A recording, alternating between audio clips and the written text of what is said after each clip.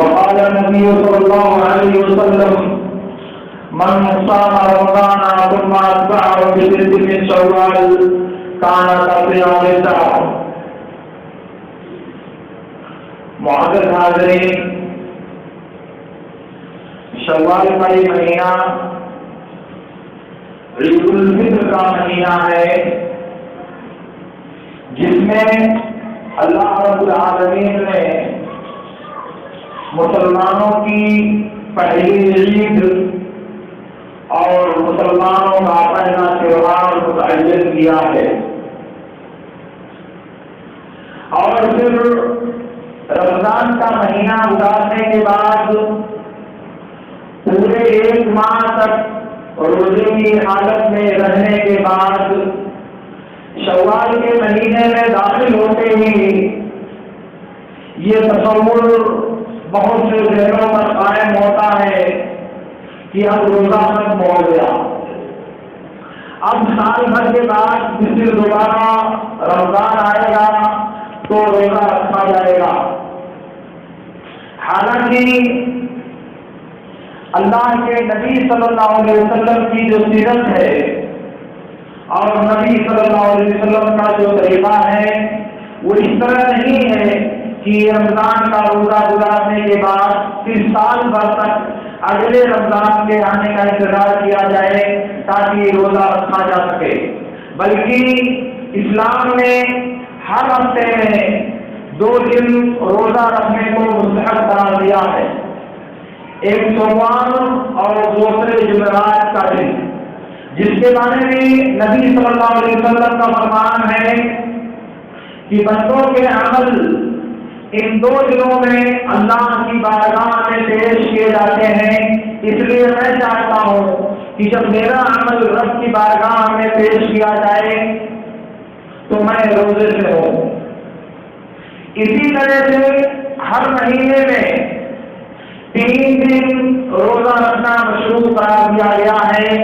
جسے ایام بیض کہا جاتا ہے، یعنی 13، 14 اور 15 تاریخ کو ہر مہینے میں یہ روزہ رکھنا مستحب ہے۔ اس کے علاوہ مہینے کی کسی بھی تاریخ میں 1، 2، 3 یا 13، 14، 15 یا 27، 28 اور 29 تاریخ کو روزہ رکھنا مستحب ہے۔ گویا کہ ہر ماہ روزہ رکھنے کا 3 طریقہ نبی صلی اللہ علیہ وسلم سے ثابت ہے، یا تو پہلی، دوسری اور تیسری کو مہینے کے شروع میں رکھا جائے، یا مہینے کے بیچ میں 13، 14 اور 15 کو رکھا جائے، یا مہینے کے آخر میں 27، 28 یا 29 تاریخ کو روزہ رکھا جائے۔ یہ ہر ماہ کا روزہ ہے، اور پھر درمیان میں عرفہ کا روزہ، عاشورہ کا روزہ، یہ اللہ رب العالمین نے امت کے لیے مصنوع قرار دیا ہے۔ اس لیے ان روزوں کی موجودگی میں یہ سمجھنا کہ رمضان کا روزہ ختم ہوا تو رمضان کے ساتھ ساتھ روزہ بھی رخصت ہو گیا، ایسا نہیں ہے۔ اسی لیے اللہ کے رسول صلی اللہ علیہ وسلم نے ارشاد فرمایا، جس نے رمضان کا روزہ رکھا اور پھر اس کے بعد شوال کے 6 روزے رکھے تو گویا کہ اس نے سال بھر روزہ رکھا، زمانے بھر اس نے روزہ رکھا۔ یہ حدیث صحیح مسلم میں ابو ایوب انصاری رضی اللہ تعالیٰ عنہ سے مروی ہے۔ اس معنی کے دوسری روایت احمد اور ابن ماجہ وغیرہ نے ثوبان رضی اللہ تعالیٰ عنہ سے بسند صحیح روایت کیا ہے۔ اللہ کے رسول صلی اللہ علیہ وسلم نے فرمایا، من صام رمضان ثم صام 6 من شوال كان كصيام الدهر وذلك بأن الحسنة بعشر أمثالها فالرمضان ب10 أشهر و6 بشهرين۔ کہا کہ جس نے رمضان کا روزہ رکھا اور اس کے بعد شوال کے 6 روزے رکھے تو گویا کہ اس نے پورے سال روزہ رکھا، کیونکہ ایک نیکی کا ثواب 10 گنا ہوتا ہے، تو رمضان کے مہینے کا ثواب 10 مہینے کے برابر ہے، اور شوال کے 6 روزوں کا ثواب 60 دنوں کے برابر ہے، کیونکہ 10 × 60 یہ 2 مہینے کے برابر ہوا، گویا کہ یہ پورے سال روزہ رکھنے کی طرح ہوا۔ اب ایسی صورت میں جب نیکی 10 گنا ہوتی ہے تو شوال کی خصوصیت ہے کہ صرف شوال میں روزہ رکھا جائے، کیونکہ اگر یہ روزے بعد میں کسی اور مہینے میں رکھے جائیں تبھی ظاہر کہ نہیں تو سنا ہوگی، لیکن شوال کی تفسیر اور شوال کی خصوصیت یہ ہے کہ رمضان کے جو روزے فرض واقع ہوتے ہیں اس کے مہان بات یہ جو روزے رکھنے سے فرض کی طرح سے ثواب ملتا ہے، فرض کی طرح سے اجر ملتا ہے اس ماہ میں ان 6 روزوں کا اہتمام کرنے سے، ورنہ نیکی تو ہمیشہ 10 گنا ایک نیکی کا ثواب 10 گنا تک ہوتا ہے، تو اسے سال کے 12 مہینے میں کبھی بھی انسان رکھے تو اجر حاصل ہوگا، مگر شوال کی خصوصیت یہ ہے کہ چونکہ یہ رمضان سے متصل ہے تو جس طرح سے رمضان کا روزہ فرض واقع ہوتا ہے اور انسان کو فرض کا ثواب ملتا ہے، اسی طرح یہ 6 نفلی روزہ رکھنے سے اللہ تعالیٰ نے ان کے بدلے میں فرض کا اجر اور اس کا ثواب امت کے لیے مقرر کیا ہے، اسی لیے شوال کے 6 روزے کو رمضان کے ساتھ مربوط کیا گیا ہے۔ تو جو آدمی شوال کے یہ 6 روزے رکھے تو وہ آدمی اس نے پورے سال روزہ رکھا۔ اب یہ پورا مہینہ 2 شوال سے لے کر کے 29 یا 30 شوال تک یہ پورا مہینہ روزے کا محل ہے، اس میں کبھی بھی روزہ رکھا جا سکتا ہے۔ اس کے لیے نہ تو یہ ضروری ہے کہ 2 شوال کو ضرور روزہ رکھا جائے، اور نہ یہ ضروری ہے کہ مسلسل رکھا جائے، اور نہ یہ ضروری ہے کہ کسی مخصوص دن میں رکھا جائے اور کسی مخصوص دن میں نہ رکھا جائے، بلکہ اس پورے مہینے میں کبھی بھی انسان یہ روزہ رکھ لے تو حکم پورا ہو جائے گا اور شوال میں ہونے کی وجہ سے وہ اجر کا مستحق ہوگا۔ میرے کہنے کا مطلب یہ ہے کہ عام طور سے یہ سمجھا جاتا ہے کہ شوال کا روزہ رکھنے کے لیے عید کے دوسرے دن یعنی 2 شوال کو روزہ رکھ لیا جائے، پہلے دن رکھنا ضروری اور بعد میں کبھی بھی رکھ سکتا ہے، یہ بات غلط ہے۔ اور سمجھا جاتا ہے کہ شوال کے 6 روزے کے بعد مسلسل رکھنا چاہیے، یہ بھی غلط ہے، مسلسل رکھنا ضروری نہیں ہے، بلکہ جیسے انسان کو آسانی ہو وہ یہ روزے رکھ سکتا ہے، وہ جیسے اس کو سہولت ہو وہ ان روزوں کو متعین کر سکتا ہے، شرط یہ ہے کہ اسے شوال میں ہونا چاہیے، اسے شوال کے اندر انجام پانا چاہیے، وہ اس اجر کا مستحق ہوگا۔ اسی طرح سے شوال کے روزوں کے لیے یہ سمجھنا کہ اگر کسی نے 1 سال یہ روزے رکھے تو بعد کے سالوں پر اس پر یہ روزے فرض ہو جائیں گے، یعنی اگر کسی نے 1 سال شوال کے روزے کا اہتمام کیا تو بعد میں آنے والے سالوں میں زندگی پر اس پر فرض ہوگا کہ وہ 6 روزے رکھے، ایسا کوئی حکم اسلامی شریعت میں موجود نہیں ہے، بلکہ یہ انسان کی مرضی پر ہے، اگر چاہا تو رکھا اور چاہا تو اجر سے محروم رکھنے کے لیے اپنے آپ کو یہ روزہ ترک کر دیا، لیکن وہ کبھی بھی انسان پر فرض نہیں ہوتا۔ اس لیے یہ سمجھنا کہ جس نے 1 سال روزہ رکھ لیا اس پر ہمیشہ کے لیے فرض ہو گیا، یہ بات غلط ہے۔ دوسری بات یہ ہے کہ رمضان کا روزہ جس نے رکھا وہ شوال کے 6 روزے رکھے۔ اب ہمارے پاس مسئلہ یہ ہے کہ رمضان میں کچھ روزے کسی کے چھوٹ گئے، عورتوں کے ایام کی وجہ سے چھوٹ گئے، مردوں کے بیماری کی وجہ سے چھوٹ گئے، یا سفر میں ہونے کی وجہ سے چھوٹ گئے، یا کوئی شہریوں اور خاص کر روزے چھوٹ گئے، یا صرف نہیں بہت سے روزے چھوٹ گئے۔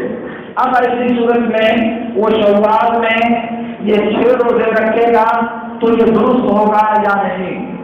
اس صورت میں بات واضح ہونی چاہیے کہ شوال کے یہ روزے محدود ہیں، صرف 2 شوال سے لے کر کے 29 شوال کے بیچ میں، اس سے باہر کے روزے نہیں رکھے جا سکتے، یہ متعین ہے۔ البتہ رمضان کی جو قضا ہے وہ آج سے لے کر کے یعنی شوال سے لے کر کے شعبان کے آخری دن تک کبھی بھی اس کو پورا کیا جا سکتا ہے، گویا کہ اس کے لیے ہمارے پاس 11 مہینہ ٹائم ہے، تو رمضان کی قضا یہ 11 مہینے پر پھیلی ہوئی ہے، ان میں سے کسی بھی وقت اس کو رکھا جا سکتا ہے، جبکہ شوال کے لیے شادی نہیں ہے۔ اس لیے اگر کوئی شوال میں 6 روزے رکھتا ہے اور رمضان کی قضا مؤخر کرتا ہے تو ایسا کرنا جائز ہے۔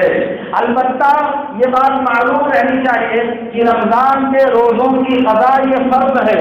اب ظاہر ہے کہ قاعدے کے اعتبار سے فرض کو مقدم کرنا، پہلے فرض کو پورا کرنا، پھر نفل رکھنے کا اہتمام کرنا، یہ تو اسلامی شریعت کا ایک قاعدہ ہے کہ پہلے فرض کو پورا کیا جائے، اس کے بعد نفل کو ادا کرنے کی کوشش کیا جائے، تو فرض کو پورا کرنا یہ افضل ہے، پہلے فرض کو ادا کرنا یہ افضل ہے، وہ سابقون الخیرات بھلائیوں کی طرف آگے بڑھنا یہ پہلے افضل ہے کہ فرض روزوں کو رکھا جائے اور اس کے بعد پھر نفل روزے رکھنے کا اہتمام کیا جائے۔ لیکن اگر کوئی ایسا نہیں کر سکتا کہ پہلے فرض رکھے بعد میں نفل رکھے، بلکہ وہ فرض کو مؤخر کرنا چاہتا ہے ان 11 مہینوں میں سے کسی بھی مہینے میں، تو ہمارے پاس ایسی کوئی دلیل نہیں ہے جو اس بات کو واجب قرار دے کہ اس کا روزہ شوال کا صحیح نہیں ہوگا، بلکہ چونکہ شوال کا روزہ ایک تنگ دائرے میں چند متعین دنوں میں ہے، اس لیے اگر کوئی اس کو پہلے رکھتا ہے تو اس کا روزہ صحیح ہوگا اور اس کے لیے بعد میں روزہ رکھنا جائز ہوگا۔ لیکن سوال یہ ہے کہ نبی صلی اللہ علیہ وسلم نے کہا ہے کہ جس نے رمضان کا روزہ رکھا اور اس کی سزا بھی باقی ہے تو رمضان کا روزہ کہاں رکھا؟ اللہ کے نبی نے کہا کہ جس نے رمضان کا روزہ رکھا اس کے بعد شوال میں 6 روزے رکھے، اس کی سزا ابھی باقی ہے، رمضان کے کچھ دنوں کا روزہ جس نے نہیں رکھا تو کیسے کہا جائے گا کہ اس نے روزہ رکھا؟ تو اس سلسلے میں آپ سمجھ لیں کہ رمضان کا روزہ رکھا ایک تو اس اعتبار سے ہے کہ بیشتر دنوں کا روزہ رکھا، جو آدمی کسی مہینے کے اکثر دنوں کا روزہ رکھے، زیادہ تر دنوں کا روزہ رکھے، اس کے لیے عربی زبان میں بولا جاتا ہے کہ اس نے اس ماہ کا روزہ رکھا۔ حالانکہ اس ماہ میں بعض روزے تک بھی ہوتے ہیں، جیسے کہ شعبان کے بارے میں ام المؤمنین عائشہ رضی اللہ تعالیٰ عنہ کہتی ہیں کان یصوم شعبان کلہ، پورے شعبان کا روزہ رکھتے تھے، حالانکہ اس کی تفصیل بنجوا ہے کان یصوم معظمہ، اکثر شعبان کا روزہ رکھتے تھے۔ تو چونکہ رمضان کے بیشتر اس نے روزہ رکھا ہے، اس لیے لغت کے اعتبار سے یہ صحیح ہے کہ اس نے رمضان کا روزہ رکھا ہے، اس میں کوئی قباحت کی بات نہیں ہے۔ دوسری بات یہ بھی ہے کہ قضا اور ادا دو چیزیں ہیں، ایک تو اس نے رمضان کے دنوں میں روزہ رکھا اور دوسرے بعد کے دنوں میں چھوٹے ہوئے روزوں کی قضا کیا، تو اس نے رمضان کا روزہ رکھا دونوں صورتوں میں، چاہے ادا رکھے اور چاہے قضا رکھے، تو قضا مؤخر ہے کیونکہ اس کے لیے گنجائش ہے، اس لیے عملی اعتبار سے اگر نہیں تو بالخوا اس کے لیے کافی ہے سے کہا جائے کہ اس نے رمضان کے روزے رکھے کیونکہ وہ اس کی قضا کرنا چاہتا ہے، کیونکہ اس کے قضا کرنے کا وہ ارادہ رکھتا ہے، تو عملی اعتبار سے شکل وہ دکھائی دے رہا ہے کہ وہ بعد میں ہے، مگر چونکہ اس کا ارادہ پہلے سے رکھنے کا ہے اور وہ اس کو قضا رکھنا چاہتا ہے، اس لیے حدیث کا لفظ من صام رمضان لغت کے اعتبار سے اس انسان کو بھی شامل ہے، اس لیے کوئی حرج نہیں ہے کہ ایسا انسان یہ روزہ رکھے۔ البتہ شوال کے مہینے کی 8 تاریخ کو، شوال کے مہینے کی 8 تاریخ کو عید منانا کہ آج شوال کا روزہ پورا ہوا ہے، کیونکہ عید کے دن روزہ نہیں رکھے گا تو 6 دن مسلسل یہ روزہ رکھے گا تو 7 ہو جائے گا، اگلے دن 8ویں تاریخ ہوگی تو اس دن عید منایا جائے گا جسے عید الابرار کہا جاتا ہے، نیکوکاروں اور صالحین کی عید۔ ظاہر ہے کہ ایک بدعت ہے یہ، کیوں؟ اس لیے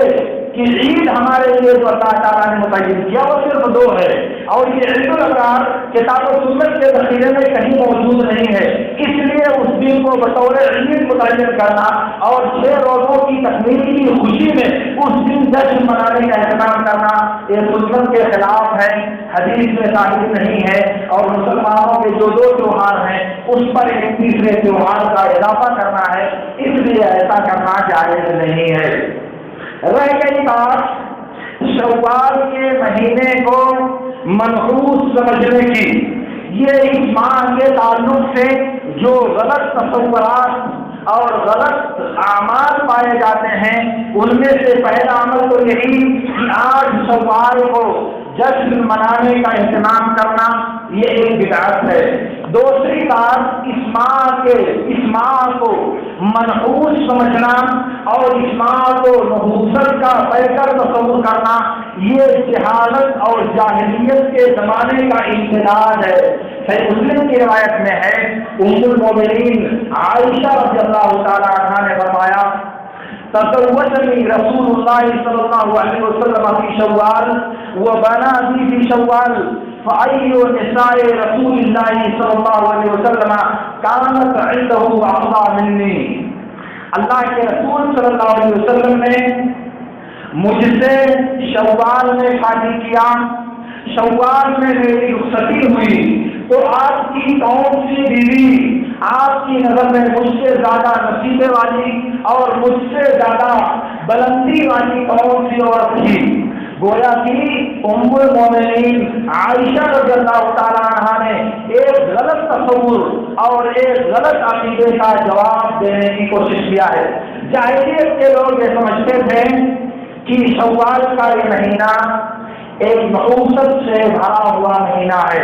اس لیے اس ماہ میں جو عمل انجام کیا جائے وہ عمل پورا نہیں ہوتا، اس لیے اس مہینے میں شادی بیاہ کرنے سے پرہیز کیا جاتا تھا، اس سے احتراز برتا جاتا تھا. تو اس تصور کی تبدیل کرنے کے لیے، اس غلط عقیدے کا ابطال کرنے کے لیے ام المومنین عائشہ رضی اللہ تعالیٰ عنہا نے بات بیان فرمائی. میں نے دیکھا کہ نبوی نے اس حدیث کی شرح کرتے ہوئے اس بات کی وضاحت کیا ہے کہ عائشہ رضی اللہ تعالیٰ عنہ کا یہ کلام ایک جاہلی عقیدے کے رد پر مبنی ہے، جس میں وہ بتانا چاہتی ہیں کہ ایسے جاہلیت کا عقیدہ ہے کہ اس مہینے کو منحوس سمجھا جائے. میں سمجھتا تھا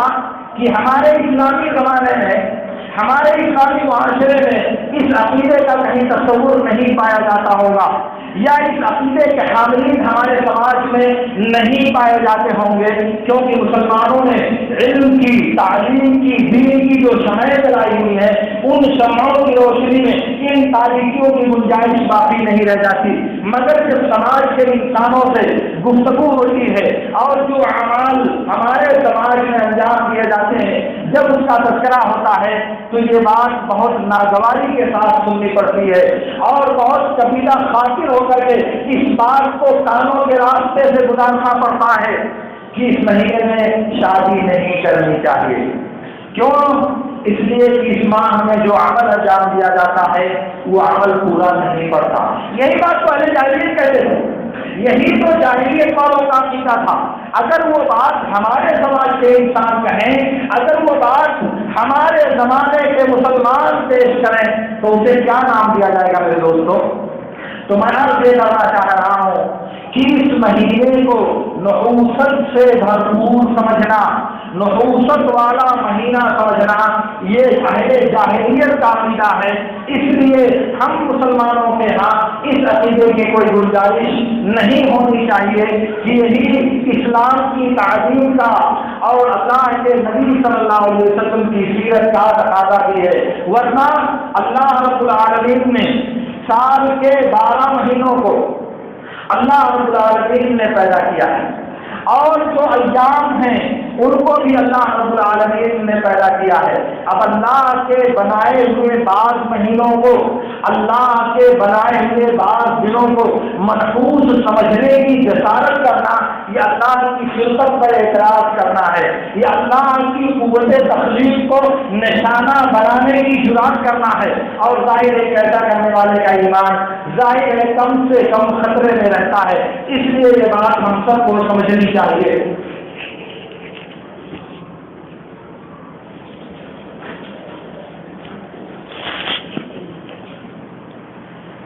یہ بات اس ماہ کے تعلق سے جو میں عرض کر رہا تھا وہ صرف اسی قدر ہے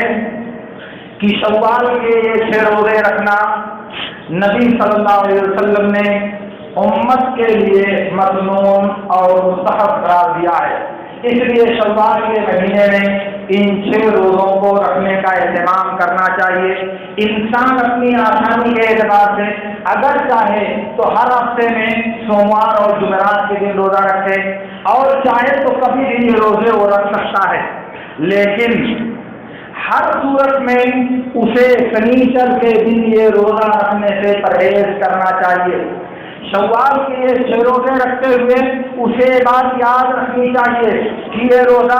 शनीचर को ना पढ़ने पाए, चाहे वो रोजा रखने के दरमियान में पेश आए, चाहे वो रोजा रखने के आखिर में पेश आए। ये रोजा रखना यानी शव्वाल का नफली रोजा रखना शनीचर को जायज नहीं है। शनीचर को छोड़कर बकिया महीने के किसी भी दिन में इंसान रोजा रख सकता है, लेकिन अगर बीच में शनीचर पड़ता है तो ये नफली रोजा इंसान के लिए रखना जायज नहीं है। वजह उसकी ये है कि नबी सल्लल्लाहु अलैहि वसल्लम ने फरमाया, जैसा कि सनद अरबा और मुस्नद अहमद वगैरह की हदीस में बुसरा बिन्त सम्मा रज़ियल्लाहु ताला अन्हा की रिवायत है कि नबी सल्लल्लाहु अलैहि वसल्लम ने फरमाया, ला तसूमू यौम सब्त इल्ला फीमा फ़ुरिज़ अलैकुम फ़इन लम यजिद अहदुकुम इल्ला लिहा अनबिन औ ऊद शजरतिन फलयमज़बहा। तुम शनीचर के दिन फर्ज के अलावा कोई दूसरा रोजा मत रखो। अगर तुम में से कोई आदमी कुछ ना पाए खाने के लिए, अंगूर का गुच्छा पाए, अंगूर की लकड़ी पाए, दरख्त की लकड़ी पाए तो उसी को चबा ले। रोजा तोड़ने के लिए, खाने के लिए कोई सामान मौजूद नहीं है। अंगूर का गुच्छा, उसका डंठल, कोई खाता है डंठल, दरख्त की लकड़ी कोई खाता है, कोई नहीं खाता, लेकिन नबी सल्लल्लाहु अलैहि वसल्लम ने कहा उसी को खाने लेकिन रोजा मत रखे। कुछ भी नहीं खाने के बाद मत खाए, मगर उस दिन रोजा ना रखे। क्यों भाई? इसलिए कि नबी सल्लल्लाहु अलैहि वसल्लम ने शनीचर के दिन को फर्ज के साथ खास किया है। फर्ज के अलावा कोई दूसरा रोजा ना रखा जाए। अब अगर रमजान का छूटा हुआ रोजा कोई आदमी रखना चाहता है तो उसके लिए जायज है कि वो शनीचर को रोजा रखे। क्यों? इसलिए कि वो रोजा फर्ज है। अगर कोई आदमी नज़र का रोजा रखना चाहता है, कोई आदमी कफारा का रोजा रखना चाहता है तो उसके लिए जायज है कि वो शनीचर को रोजा रखे। क्यों? इसलिए कि फर्ज का रोजा रखने की रुख्सत दी गई है, लेकिन फर्ज के अलावा दूसरा रोजा रखने से मना किया गया है। इसका मतलब यह है कि जो रोजा फर्ज नहीं है, चाहे वो मसनून हो, चाहे वो मुस्तहब हो, और चाहे वो मंदूब हो, और चाहे वो नफली रोजा हो, कोई भी रोजा जो फर्ज नहीं है उससे नबी सल्लल्लाहु अलैहि वसल्लम ने शनीचर के दिन रखने से मना किया। आप देखें कि नबी सल्लल्लाहु अलैहि वसल्लम ने बसेरे हक ला तसूमू यौम सब्त इल्ला फीमा फ़ुरिज़ अलैकुम, ये हस्र का सेवा है। अहले इल्म को मालूम है कि ला और इल्ला, नहीं और इल्ला जब इकट्ठा किया जाता है किसी कलाम में तो वो हस्र का फायदा देता है कि इल्ला का जो माबाद है वो अपने माकबल में मखसूस होगा, उसके अलावा सूरतों में वो जायज नहीं होगा। अब कहा कि फर्ज रखो और फर्ज के अलावा दूसरा रोजा ना रखो। अब अगर ऐसा होता कि शनीचर को किसी दूसरे दिन के साथ मिला दिया जाए, शनीचर के दिन जुमा को मिला दिया जाए, इतवार को मिला दिया जाए, ताकि शनीचर का दिन बीच में पड़े, अगर ये रोजा रखना इस तरह से जायज होता तो शरीयत ने उसकी वजाहत की होती, शरीयत ने उसको बयान किया होता कि मिला के शनीचर का रख सकते हो, जैसे जुमा के बारे में बयान किया है। मगर शनीचर के बारे में मुतय्यन किया है कि फर्ज रखो, और वो भी हस्र के साथ। हस्र का मतलब कि उनके अलावा दूसरे दिनों को वो शामिल नहीं है। तो जब शरीयत ने तख्सीस किया कि सिर्फ फर्ज का रोजा रखो, इसका मतलब कि फर्ज के अलावा दूसरा रोजा उस दिन रखना दुरुस्त नहीं है। अगर दुरुस्त होता तो नबी सल्लल्लाहु अलैहि वसल्लम ने अपने कौल या फ़िअल के जरिया, अपनी सीरत के जरिया उम्मत को बताया होता, और जब नहीं बताया तो इसका मतलब ये हुआ कि शनीचर के दिन फर्ज के अलावा कोई दूसरा रोजा रखना जायज नहीं है। और ये सहाबा के ज़माने से लेकर आज तक अइम्मा किराम की एक जमात का मजहब है। ऐसा नहीं है कि बस हदीस में है और दुनिया में कहीं नहीं पाया जाता। वैसे भी अल्लाह के नबी सल्लल्लाहु अलैहि वसल्लम का फरमान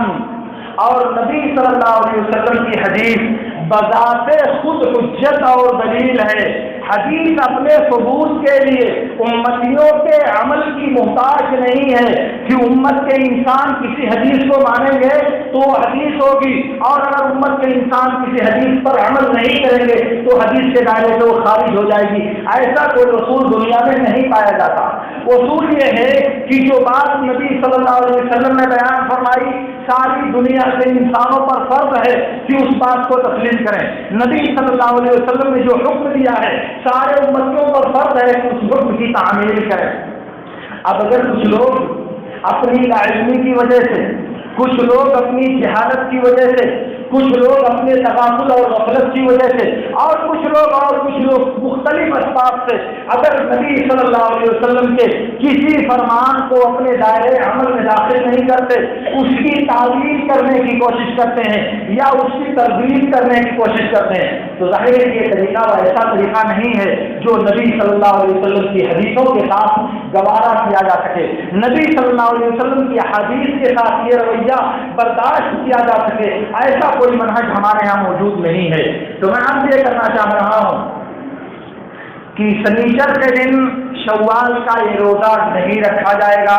کیونکہ شوال کا یہ روزہ فرض نہیں ہے، اور سنیچر کے دن صرف وہ روزہ رکھا جائے پورے سال۔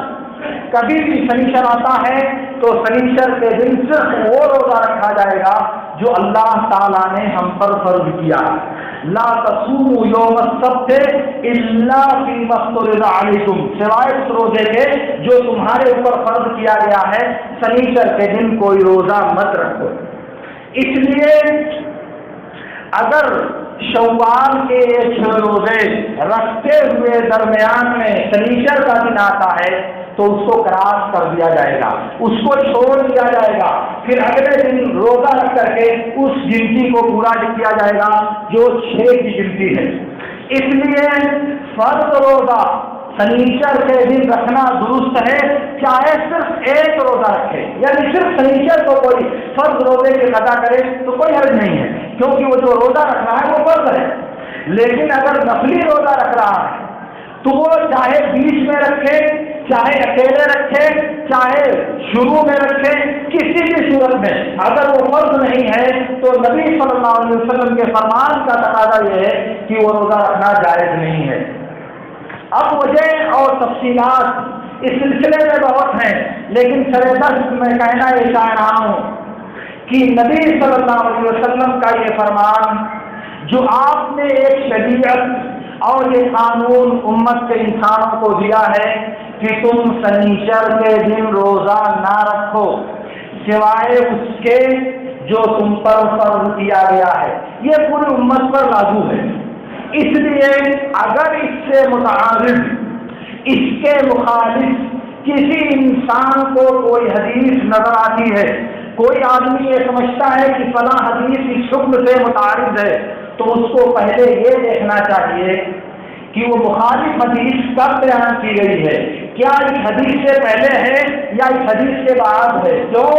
اس لیے کہ اللہ تعالیٰ نے ہمیں یہ قانون دیا ہے وَلَوْ كَانَ مِنْ عِنْدِ غَيْرِ اللَّهِ لَوَجَدُوا فِيهِ اخْتِلَافًا كَثِيرًا، اگر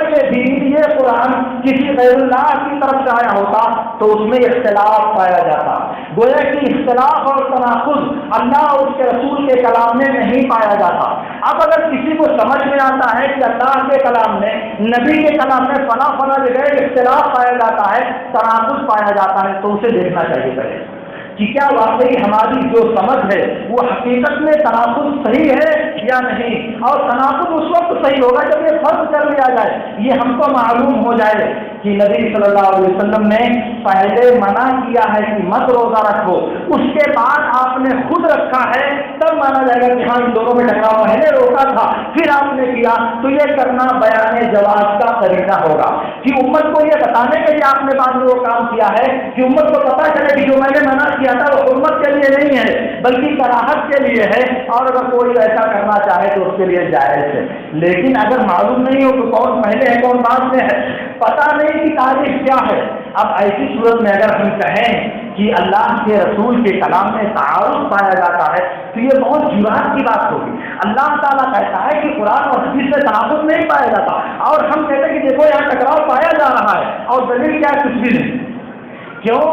اس لیے کہ شریعت جو نازل ہوئی ہے وہ 23 سال میں دھیرے دھیرے نازل ہوئی ہے، ایک ایک حکم کر کے نازل ہوئی ہے۔ اب ایسی صورت میں جو حکم اللہ تعالیٰ نے قرآن و سنت میں بیان کیا ہے، اس حکم میں سے کسی ایک کو دوسرے کی مخالفت کو محمول کرنے کے لیے ہمارے پاس دلیل چاہیے، ہمارے پاس علم چاہیے کہ ہاں واقعی یہاں تعارف پایا جاتا ہے، ورنہ ہمارے لیے جائز نہیں ہے کہ ہم اللہ اس کے رسول کے کلام کو باہم متعارف قرار دینے کی جرات کریں۔ کس دلیل سے ہم یہ جرات کریں گے؟ اللہ تعالیٰ کہتا ہے کہ میرے کلام میں تعارف نہیں پایا جاتا، میرے دین میں تعارف نہیں پایا جاتا، اور ہم کہتے ہیں کہ دیکھو یہاں تعارف پایا گیا۔ تو یہ جو پایا گیا ہم کہتے ہیں اس کے ثبوت کے لیے ہمیں دلیل دینا چاہیے کہ نبی نے فلاں وقت ایسا کیا تھا، بعد میں اس کے خلاف آپ نے ایسا کیا، اس وقت مانا جائے گا۔ جب نہیں تو اس وقت پہلے تو سب چیز جائز ہے نا،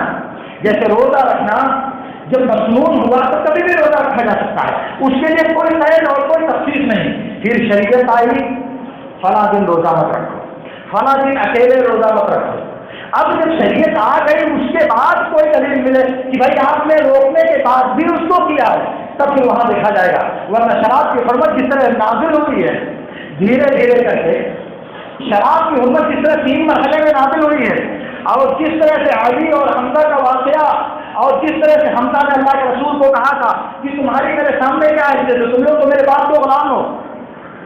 تو وہ کافر ہو جائے گا یہ کہنے والا۔ اگر کوئی آدمی نبی صلی اللہ علیہ وسلم کے ساتھ ایسی گستاخی کرے تو وہ کافر ہو جائے گا۔ لیکن آپ دیکھو کہ شراب کی حرمت 3 ہجری کے بعد نازل ہوئی ہے، اور یہ 7 ہجری کا واقعہ ہے، تو اب ظاہر اس وقت شراب حلال تھی، تو شراب حلال کی نشے کی جو حالت میں گھس انسان کچھ بھی بولتا رہتا ہے تو نشے کی بات کا اعتبار نہیں ہوتا۔ لیکن اگر یہ تاریخ نہ دیکھی جائے تو بات بہت تباہ ہو جائے گی، بات بہت خطرناک ہوگی، کیونکہ حمزہ بن عبد المطلب رضی اللہ تعالیٰ عنہ کے اسلام کے بارے میں سوچنا پڑے گا۔ تو میں عرض یہ کرنا چاہ رہا تھا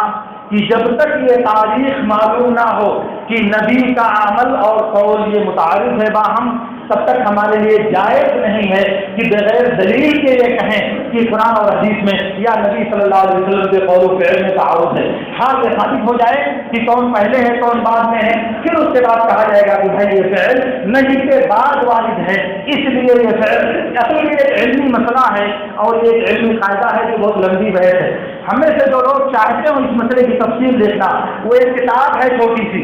بروز سنیچر روزہ رکھنے کا حکم، اس کو دیکھیں،